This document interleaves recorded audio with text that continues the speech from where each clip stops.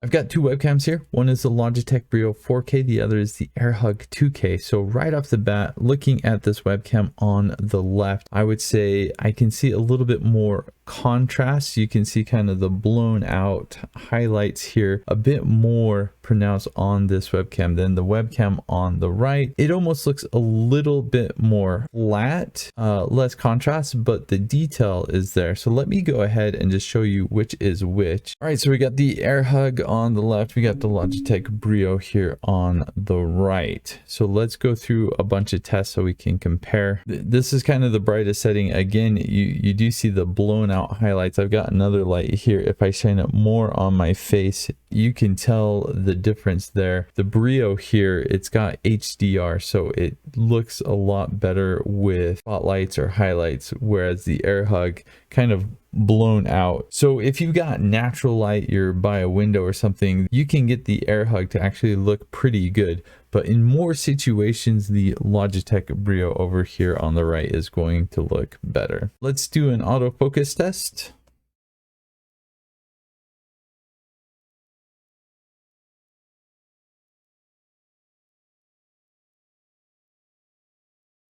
Both cameras do pretty well until it gets about 6 inches, and then the Airhug just does not focus anymore. At 6 inches though, both of them work pretty good. I would say the Airhug focuses a bit faster than the Brio, but the Brio autofocus, you can get closer, so it's a little bit better. For this next test, I want to do an actual physical adjustment test. So you can see with the Brio here, you can't really do much.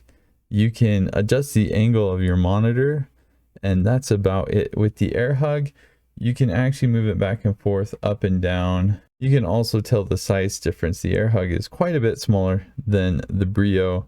The Airhug also has this privacy cover, so you can put that on. I think the Brio has a flappity flap, but I have lost that, so that's a bummer. For the next test, let's do some lighting tests. I've got the overhead LEDs on. I'm going to go ahead and turn those off now. As I turn off some of the lighting, you can see the image quality is now much noticeably better on the Brio here on the right, whereas the Airhug is kind of struggling a bit.